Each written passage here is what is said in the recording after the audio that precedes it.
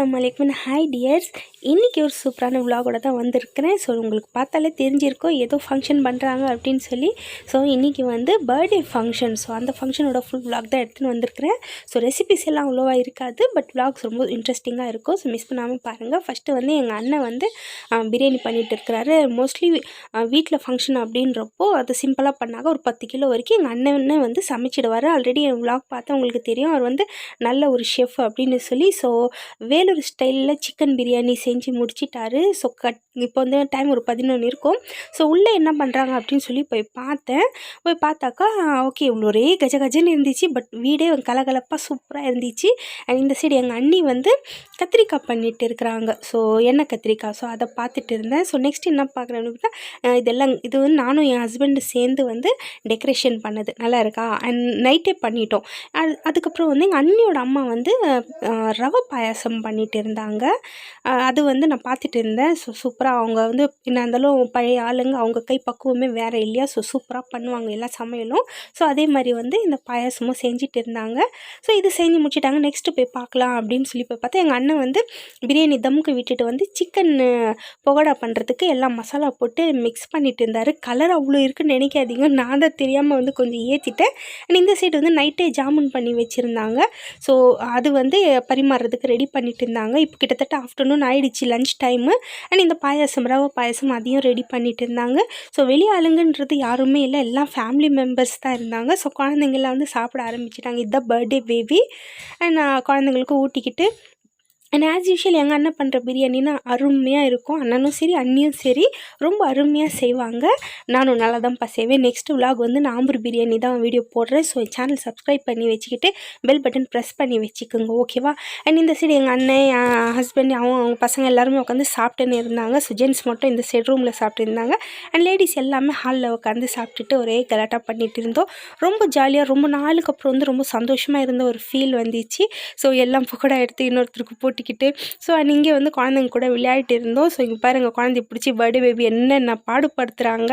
So என்ன பண்ணுறது என்னன்னு பார்த்துட்டு என்ஜாய் பண்ணிட்டு இருந்தோம். கேமரா ஆனோடனே லைட் ஆனோடனே ஒரே சிரிப்பு பாருங்க குட்டிக்கு.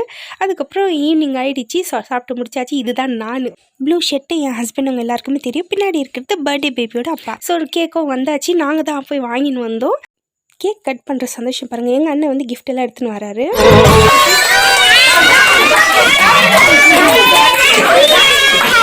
ஸோ பாப்பாவுக்கு ஃபர்ஸ்ட் பர்த்டே அப்படின்றதால நிறைய க்ரௌடு இந்த பர்த்டே சாங் எல்லாம் பாடினது கேட்டோடு பார்த்துட்டு ரொம்ப பயந்துடுச்சு. ஒரே அழுகை தான்.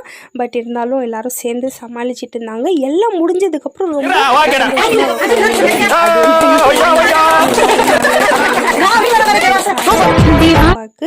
நாங்களும் வந்து பார்த்திங்கன்னா மோஸ்ட்லி நிறைய பேர் ட்ரெஸ் தான் எடுத்துன்னு வந்திருந்தாங்க. அண்ட் எங்கள் அண்ணன் மட்டும் வந்து சைக்கிள் வாங்கின்னு வந்திருந்தார். இப்போ இல்லைன்னா என்ன கொஞ்சம் வளர்ந்ததுக்கப்புறம் ஓட்டு அப்படின்னு சொல்லி.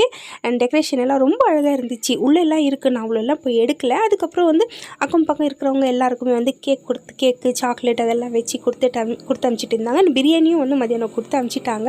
அதெல்லாம் நான் கவர் பண்ணல, ஏன்னா நான் போய் ரெடி ஆக வேண்டியதாக இருந்துச்சு. ஸோ நான் ரெடி ஆகிட்டு வந்துட்டு அதுக்கப்புறம் தான் இங்கே கேக் கட்டிங்கெல்லாம் நடந்துருந்துச்சு. எங்கள் அண்ணன் வந்து ஆஸ் யூஷுவல் என்ன பரிமாறணுன்னாலும் எங்கள் அண்ணன் தான் உட்காந்து பண்ணுவார். ஏன்னா அவர் தான் பர்ஃபெக்டாக எல்லாருக்கும் வர மாதிரி பண்ணுவார். அதனால அவர்கிட்ட கொடுத்துடுவாங்க.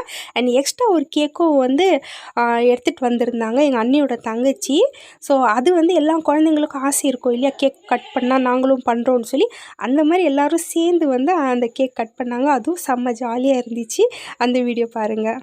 ப்ளீஸ் பிடிச்சிருந்தா ஒரு லைக் கொடுத்துட்டு போங்க. Thank you.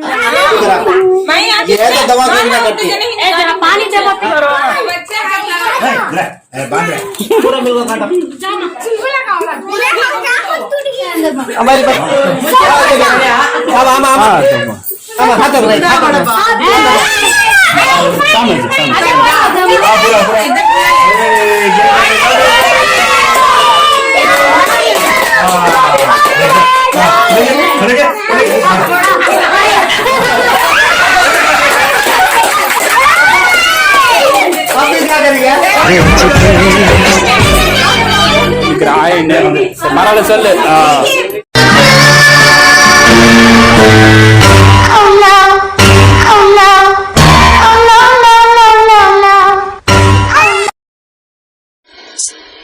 Happy birthday to you.